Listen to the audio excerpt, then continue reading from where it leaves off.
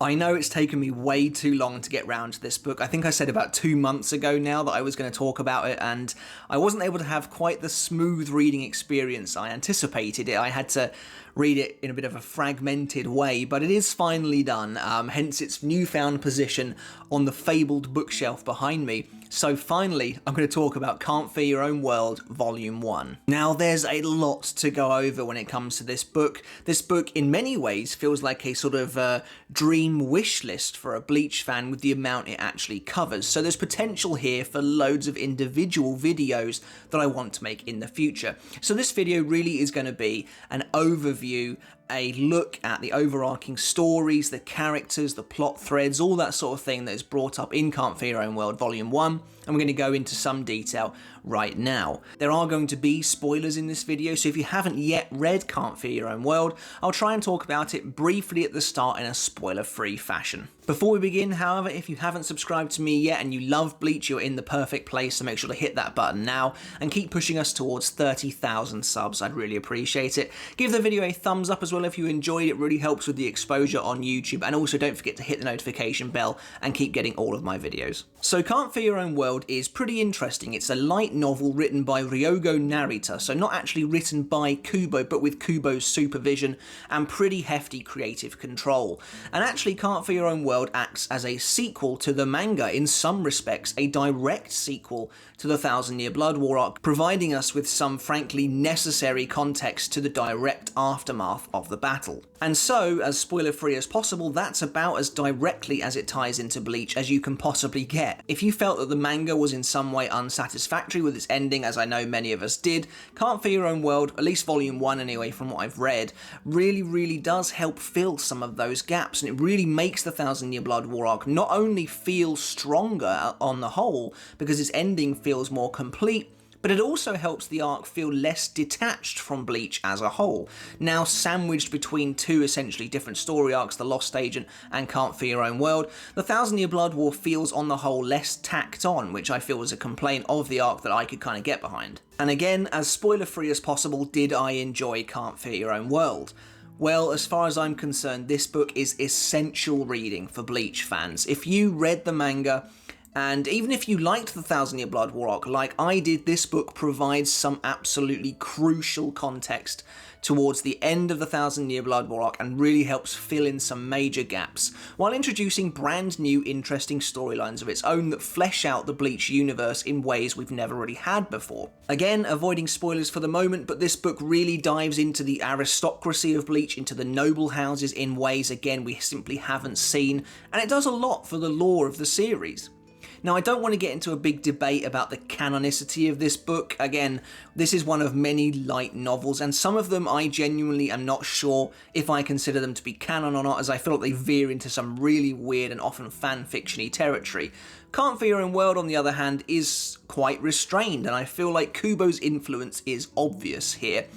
Whether you consider it canon or not is entirely up to you, but personally I do. I think it's a really fitting way to carry on from the Thousand Year Blood War arc and help to tie up Bleach's story while beginning to carry on into something brand new. Okay, that's the spoiler-free section done. Right, we've got quite a bit to talk about here, so we may as well just crack on with this in terms of what's actually featured in this book. Like I said, I'm not going to go into super detail in this video because it will be 2 hours long or something stupid. I want to do individual videos because I believe some of these talking points truly do deserve it, but I do obviously want to talk in detail about some of the story points in Can't Fear Your Own World. I was, as I'm sure you can imagine, incredibly happy to open the book and be pretty much immediately presented with the aftermath of the Thousand Year Blood War. One of my biggest criticisms of the ending of Bleach, and again, I want to do a video about the end of Bleach specifically, but I will say now, one of my biggest criticisms is that we just don't get to sit with it for very long. The Thousand Year Blood War, as a story arc, has been going on for over 200 chapters, and the moment Ichigo cuts Yuha in half, it is over. Like, it ends right there. And you then skip ahead, and I absolutely hate that. I hate it so much. Even the Arrancar arc, which was, again, pretty rushed towards the end. I like that we get the immediate direct aftermath of Ichigo versus Aizen. It gives us, as fans, a chance for this all to sink in, a chance for the immediate ramifications of the battle to become apparent.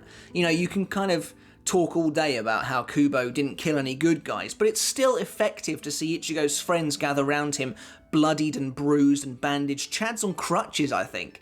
It makes the war feel real. Because the Thousand Year Blood War arc cuts away the moment Ichigo finishes off the bad guy, and I know we do get that very brief bit in the final chapter, but that feels pretty rushed. The fact that it cuts away the moment Ichigo kills Yuha makes the Thousand Year Blood War feel like a weird fever dream in some respect. But we do get obviously to see Soul Society 10 years later, which was cool anyway, so I do enjoy that aspect of the ending, but I love that Can't Fear Your Own World really fills in the gaps immediately after the fight. We get to see more of the Zero Division, which obviously is critically important as far as I'm concerned. The last time you see Ichibe in the Canon manga, he is resurrected by Ichigo for like no reason, because he doesn't do anything in the manga. He basically says that his powers won't return in time to help Ichigo fight Yuha, and then he basically says, oh, you can't defeat him, but that's what peace is, and then that's where it ends. As far as the Royal Guard are concerned, you never see them again. So again, it's fantastic to see Ichibe at the end of the series here talking with Kyoraku of all people. Again, conversations that I would have loved to have seen in the manga itself. I would have absolutely adored to see these two talk more than they do, because they are absolutely just drenched in the history of Soul Society, both of these characters. Ichibe is such a fascinating addition to the series that it was a crime that we didn't get to spend more time with him. So I love that we get more context to his character. Basically, it turns out that the Schutzstaffel did actually murder the Zero Division, and as far as I'm concerned, that makes total sense. You know, one of the big criticisms that you can level at the series is that the bad guys, and this is not a Bleach-only criticism, trust me, that the bad guys just don't kill the enemies when they have the chance. So I like that in order to take the palace, they actually did kill the Royal Guard. I think that makes total sense. But it's also cool that the Royal Guard can be resurrected as long as the Royal Palace exists, essentially. And Ichibe resurrects them all because their essence is tied to the palace. Because they are the Oken, because the Oken is in their very bones, as long as the Royal Palace exists in some form, they can return. So I like that that was addressed. I thought that was really nice. But perhaps even more importantly to me as a reader is the discussion around the Soul King in this first volume. Now I know that I think Can't Fear Your Own World goes into even more detail about the Soul King later on down the line, but as I've only read volume 1 in its entirety, I'm just going to talk about what we find out here. And even here we are given valuable, necessary insight into the Soul King that was just left completely hanging at the end of the manga. So way back when the manga ended, I mentioned in my review of the last couple of chapters that this whole war was predicated around essentially trying to kill the Soul King and trying to protect the Soul King, because killing the Soul King will bring about monumental change to the Bleach universe as we know it. And when the Soul King is eventually destroyed, that change begins to happen. And that is one of the biggest paradigm shifts we pretty much get in the Bleach story as a whole. So it was very, very weird to have Yhwach become the new Soul King, then die, then nothing even gets brought up about it. And it's like, so the world's apparently fine, but there's no Soul King anymore. Or at least that's what we believed at the end of the manga. So it was like, how is this place still even running? Like, everything should be destroyed. So it was nice to see in Can't Fear Your Own World that we actually got those answers. Basically, Yhwach's corpse has been pretty unceremoniously turned into the Soul King. They are leeching off the immense Reiatsu that he still has, even though he's dead. I really like this. I think it's macabre, but I think that perfectly fits the frankly sinister nature of the Zero Division and the Royal Palace as a whole. I think in many ways the Royal Palace is not corrupt, but it is so far removed from the everyday life of the Shinigami and the humans and the Hollows that they don't share the same worldview. They share a very primordial worldview, especially characters like Ichibe, who don't see life in the same way as everyone else. So I think it makes perfect sense that they would take the corpse of their enemy and just turn it into the Soul King. It's like the dark heart of the Soul Society. The Soul Society is not perfect. That's one of the things I love about it so much, and the organisation of the Gotei 13. There is corruption in there, and I think that Yhwach becoming the new Soul King, even after his death, is really, really emblematic of that corruption at the beating centre of Soul Society. So I thought that was really nice, and it just, helped bridge the gap again between the end of the Thousand Year Blood War and that oblivion that we had at the end of the manga, where there was just so many things left unanswered. So I thought that was really nice. Again, speaking about how kind of morally grey the Zero Division are, I absolutely love that they cover up the Soul King. They cover up everything that happens in the war, basically. The war is now known as the Great Soul King Protection War, and basically the Gotei and the upper echelons of the Gotei are just painted as these heroes who managed to save the day. As far as the rabble down below are concerned, the Soul King is still alive and well, even though the Soul King has not been alive and well for a millennia. So I thought that was really, really interesting. As far as the peasants need to know, the Soul King was protected. That's Ichibe's way of keeping the peace. Ichibe does seem to be very much about keeping the peace no matter what, and I think that's fascinating, again, about his character. Now, I'm not going to cover off every single plot point in chronological order or meticulous detail, but I do want to talk about some points of interest for me, and one of them is the conversation between Kyoraku and Ichibe. Again, two ancient characters, one considerably more so than the other, but both of them very powerful with serious influence and authority, but Ichibe is on such another level to Kyoraku that I find this conversation absolutely fascinating, and we really do get to see how different these guys are and the difference in their worldview, because they talk about a plot point, again in the Thousand Year Blood War arc, that was completely dropped, essentially. And that was when Kyoraku goes to speak to Keigo and Tatsuki and everyone, and says that Ichigo may never be able to return if he attains such level of power that he would be a danger to the human world. This is never brought up again. And I do think that Kubo was definitely trying to sow the seeds of something here, and in some ways this one is not too bad, because you can just see it as being Ichigo was able to avoid that fate, therefore it never needs to be brought up again. However, I like that you do get to find out a bit more about this, and basically it is what many of us theorized. Ichibe had plans to turn Ichigo into the Soul King if push came to shove, basically, if they absolutely had to do it. Because obviously Ichigo is a Soul King candidate. He is born of every race. He is one of 3 characters in the series, I believe, that are currently Soul King candidates, the other being Ginjo Kugo, which is really cool, and Hikone, who is a major character in Can't Fear Your Own World. So I love this, because in just a couple of sentences we find out the true difference between these characters. Kyoraku basically says that he would have been really, really sad if Ichigo had to undergo that fate, how that was a fate that he really didn't want to happen, and how he was happy that he was able to go to Ichigo's friends and family and try and at least secure some passage to the Soul Society if that fate had to happen. Ichibe's answer is simply, yeah, I'd have missed talking to him, but he doesn't, other than that, he doesn't care. He doesn't care that such a fate would have befallen Ichigo, that Ichigo's life from that point on would be nothing more than to rule in isolation, not even human anymore. But Ichibe doesn't care, because it's all about maintaining that status quo. That's what Ichibe is all about. If you've seen my Kisuke Urahara character analysis video, you'll see that I said that Urahara is a big picture guy.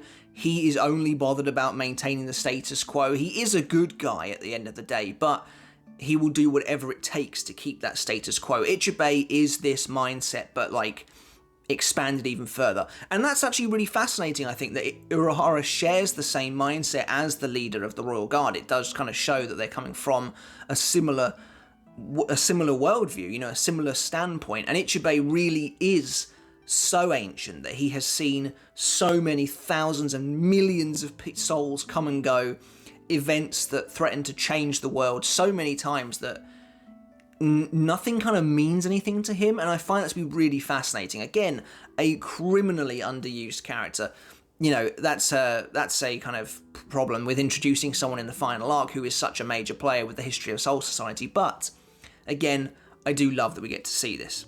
And after this, Grimjo, Harabel, and Neliel turn up, and it's these are the kind of interactions I would have loved to have gotten a bit more of in Bleach. I think the Thousand Year Blood War arc does actually do a pretty nice job with this sort of thing overall, getting these kind of dream matchups of characters interacting with each other, Grimjo and Neliel, and Ruruka and Yukio all showing up at the same time in the Thousand Year Blood War arc. That was a really, really nice moment.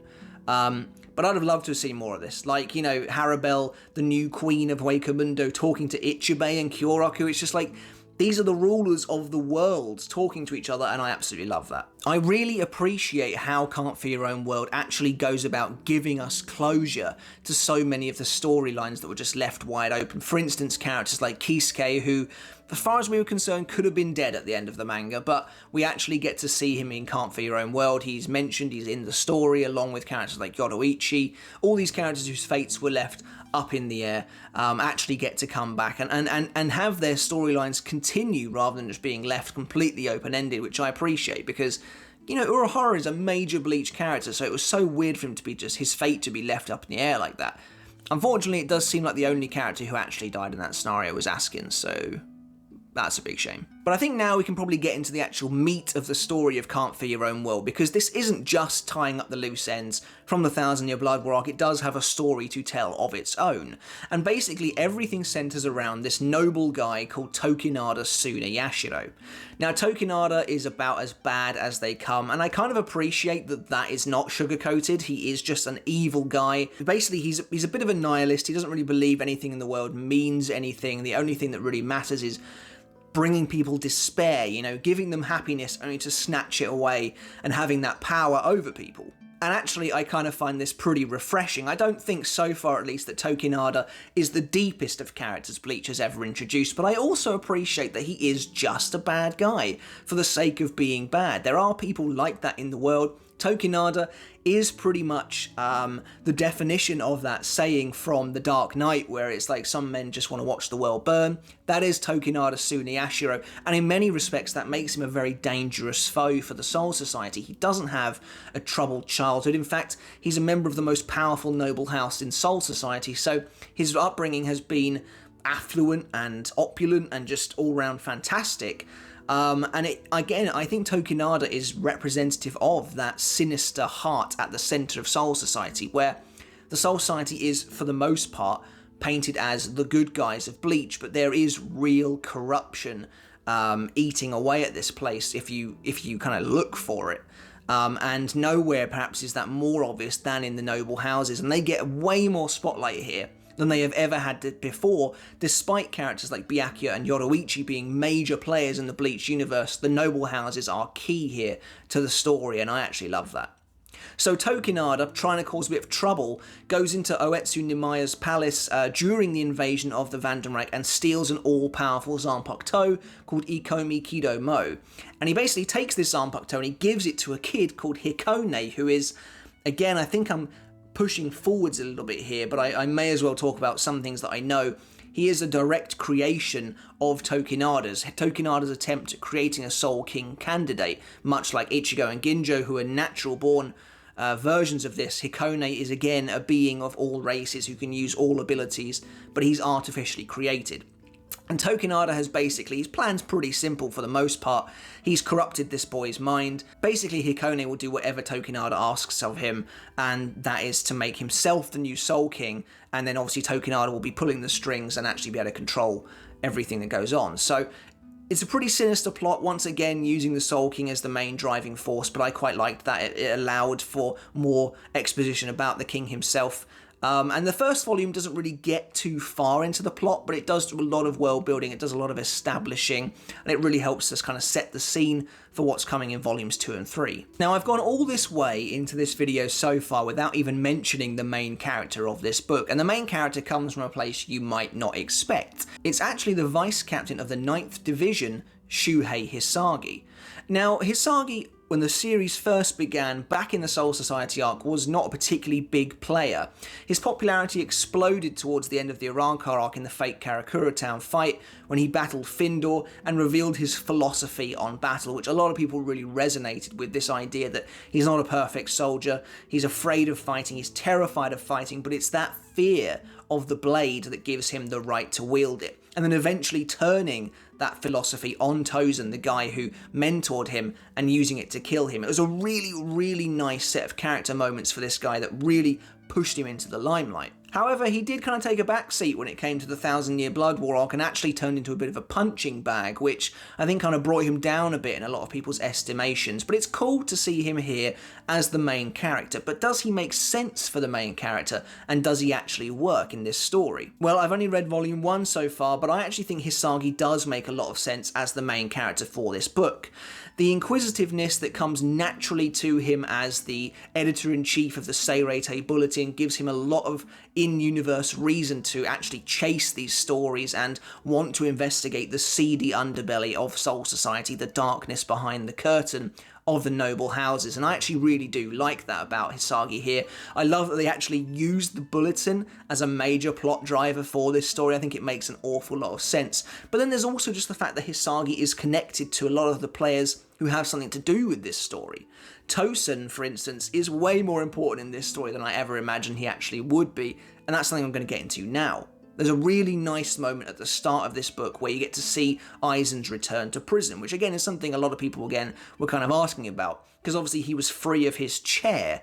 Many people were like, well, how does Aizen even go back to prison? But we find out that he is essentially taken back, and Shunsui Kyoraku and the guys from Muken escort him down there. But before he goes, he has one last conversation with Hisagi, and it's actually pretty fascinating. Aizen alludes to the Soul Society's original sin, which, again, I think I already know what that is, even though it's not brought up in this volume. And for the sake of spoilers, if there really is anyone here who hasn't read 2 and 3, I'll leave it out for now. But he talks about the Soul Society's original sin, the origins of the Soul King. He makes allusions to all these sorts of things. But then he gives Hisagi an interesting moment of closure regarding Tozen. Now, obviously, when Hisagi fatally wounded Tozen in the Fake Karakura Town arc, their kind of tender moment was ruined by Tozen's body rupturing and just exploding out of nowhere. And there are some interesting things here, because I wonder if there's a bit of conflict. I'm not entirely sure about what entirely happens here, because a lot of people originally thought that Aizen killed Tozen in this moment for his failure.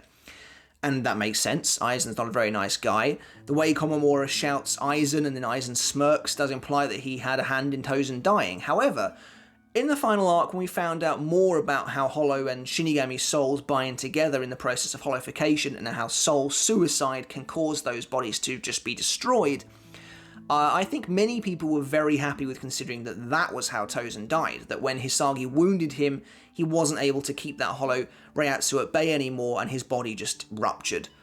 However, in the Can't Fear Your Own World, it is actually implied that Aizen was the one who finished Tozen off, but he did so out of mercy and to grant him a quick, painless death, but also to give his most loyal servant exactly what he wanted. Obviously, one of the major driving factors of Tozen's character was that he had this deep, innate fear of becoming assimilated with the rest of the Shinigami and becoming part of a system that allowed criminals such as the one who murdered his best friend back in the past to flourish.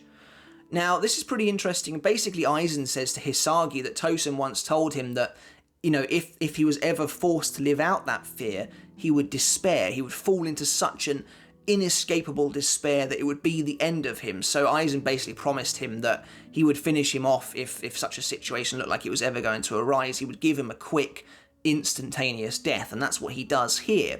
And I just think that Aizen's parting moment with Hisagi is really fascinating. I think it's cool that these two actually get to speak here, because obviously Hisagi and Tozen did have a close relationship, but Tozen was never technically on Hisagi's side the entire time they spent their time together. Tozen was actually secretly working for Aizen. So again, really fascinating stuff, and it's something I'd like to explore even deeper in a separate video. And in fact, we actually learn who killed Tozen's friend, which is honestly a mystery I never thought would be answered, and to be honest, I didn't really know I wanted answering, but it actually turns out to be pretty cool, and I think works really well with the established story of Bleach. So I remember way back in the day, my original theory was that Aizen killed Tozen's friend to turn Tozen to his side. You know, it's like a kind of mind game thing. But no, actually, Tozen's friend, Kakyo, was married to Tokinada Sune Yashiro, the resident bad guy of our story. And basically, Tokinada wanted to give this Rukongai girl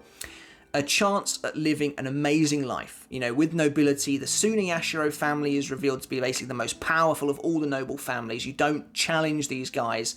They live almost on an entirely different plane to the rest of Soul Society. But Tokinada wanted to give this girl a life of excitement, of meaning, of riches, and then steal it all away at the most opportune moment when he could see her despair the most.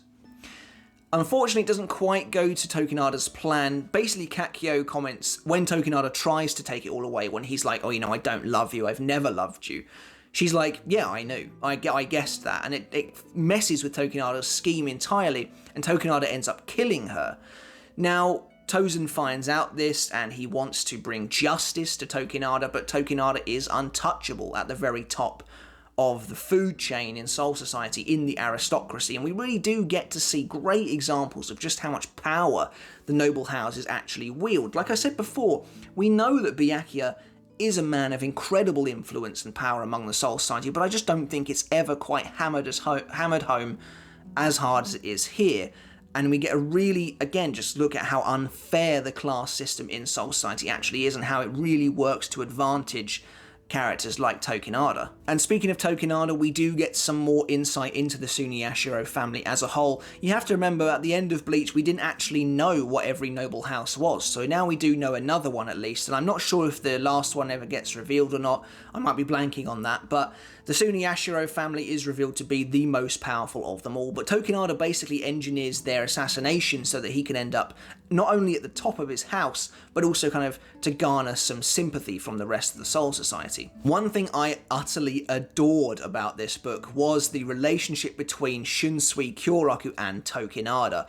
They're both old school friends. Tokinada is clearly older than he looks, and he's been around for a long time. He knows how the Soul Society works, and in many ways, Kyoraku is the inverse of Tokinada. Now, Kyoraku's no peasant. He actually comes from a lower noble house, but in many ways, their worldviews are totally opposite. Tokinada is, like I said before, this nihilistic, very sinister, very depraved man, whereas Kyoraku kind of he's very, very perceptive, so he combats Tokinada's deception and his lies by being the one guy who can totally see through him. And I love that. I love that dichotomy between the opaque and the transparency. Shunsui is able to see through Tokinada where not many other people can, and Tokinada is able to fire back with some barbs about like ukitake and stuff like that. Tokinada is always trying to belittle people and make them feel terrible, and I enjoyed his interactions the most with characters who could actually stand up to him. For example, there's another really nice scene towards the end of the book, again, stuff that I would have just loved to have seen in the manga, where Tokinada actually gathers a couple of the noble house heads together, Byakuya and Yoruichi, in a secret meeting room, basically to discuss bringing the 5 noble houses back to their old levels of prominence to gain absolute power over the Soul Society, apparently. So, again, I thought that was really fascinating stuff, and I loved seeing Tokinada bounce off of these two characters. And I think it was just really, really well done. I think, like I said before, Tokinada is not the deepest character ever invented in Bleach, but I do think the way he is so outwardly nasty and vile makes him a really interesting character to combat with others. So I'm interested to see where his character goes in volumes 2 and 3. I don't have too much to say regarding Hikone in this story just yet. I know he is a major player, but right now he does just feel like Tokinada's puppet. But it is interesting seeing him go to Waco Mundo and start a big brawl with not only the Espada and characters like Rudborn, who come out of nowhere apparently still alive, which, yeah, I don't have a problem with. I like Rudborn, he's cool. But also the Sternritters, some of them are still alive as well. Now, admittedly, not necessarily the ones I would like to still be alive. Characters like Nana Nanajakup are still around for some reason. I don't know why, that's a weird one. But obviously the Bambis are still around as well. Bambietta is still in her zombified state, but characters like Giselle and Lil Toto are trying to find Candice and Meninas. And you get these kind of cool moments where they have big fights with each other, and everyone's trying to take on Hikone, for instance, who wants to subjugate these people to become their new king. Obviously, he doesn't really know what's going on, but it is really cool to see nonetheless. I liked seeing the Sternritters. I'm glad that the Vandenreich as a whole wasn't just obliterated. I would have liked to have seen a couple of different Sternritters survive, like, Askin. But apart from that, I think it was really cool to see nonetheless. And speaking of characters who we never really got to see enough of in the main story, I have to talk about my man, Ginjo Kugo. Now, I'm pretty sure the story goes into more detail about this guy in later volumes, but already we are seeing so much of what I wanted from the Thousand Year Blood War arc. Just time with this guy, and Tsukishima and Giriko for some reason, but I love that you actually get to see them in the Kukaku Shiba house, in the Shiba household. I love that. They actually get to spend time with them. Hisagi talks to Ginjo, and Hisagi obviously has a very negative opinion of Ginjo because he's a well-known criminal. And I love this. I love that Ginjo remains a fish out of water. Like, he never has found a place to belong, and he still doesn't have that. Even though he helped Ichigo in the end of the Thousand Year Blood War arc, he still is regarded as a criminal, at least in Volume 1 anyway, and I found it to be fascinating. And there's definitely implications that Ginjo's story has not yet been told properly, which again was one of my major points of contention with the manga, that it just left off without actually revealing anything about his character whatsoever. So I'm very excited to find out more about Ginjo. I absolutely loved that we spent so much time with him in this novel. It's exactly what I wanted from the manga. I would love to see this in manga form. Maybe that's something I should do at some point, because I love drawing Bleach. Maybe I'll try and turn Can't Feel Your Own World into a manga. That would be a lot of work. But we could maybe make it happen, I don't know. But I love seeing Ginjo in this, and I just think there's so much untapped potential with this character that I can't wait for more. Regarding the Fullbringers, there is one more major new character that I want to talk about, and that is Aura Michibane. Now, Aura is another Fullbringer, and she's actually leading a religious cult called Execution, and again, the plot threads are only beginning in this volume. There is way more to come in the future, I am sure. But we get a really, really nice moment, actually, where she, in the real world, goes and talks with Yukio, who is currently running his father's business. And again, it's just really awesome to see this character again. Really cool that the Fullbringers are actually getting some prominence in this story. I love that, and that's one of the things I enjoy most about Can't Feel Your Own World Volume 1, is the way it cohesively brings so many elements of the Bleach universe together into one big melting pot, into one big story. I would have loved to have seen people talking to Yukio in the real world in the manga. I would have absolutely loved to have seen that. That would have been so good. And just giving the Fullbringers more spotlight in general is something I really, really enjoy. So this is already a pretty lengthy video. There's just one more kind of point I want to touch on before we end here, and that is the character of Seinosuke Yamada. Now, he's not technically a new character. Seinosuke has been mentioned very briefly in Bleach before, and he actually shows up for one single panel in Turn Back the Pendulum during the captain's meeting, but that's it. The only thing we knew about Seinosuke was that he was Hanatero's older brother, and that he was a bit sinister, I believe, or that he has a ill personality or a personality of ill intent, something like that. It was worded kind of weirdly, but it's always been implied that he is a bit deceptive, or there is something else going on under the surface. So again, really cool to see him here, and they do a decent job of explaining away why he never shows up in the story. He actually works for the aristocracy's personal medical bay, essentially, doing Kaido of the likes no one has ever seen before. And I just think Seinosuke is a really cool addition to this story. I'm interested again to see how he plays out here. It's cool to see Hanataro here, interacting with his older brother. And yeah, I really liked it. So that's basically it for my Can't Feel Your Own World Volume 1 discussion. There's an awful lot to talk about here, way more than one video can possibly do justice to. So again, I do want to talk about these guys in individual videos. I'd love to do character analysis videos for Tokinada, Aura, Hikone, all these characters.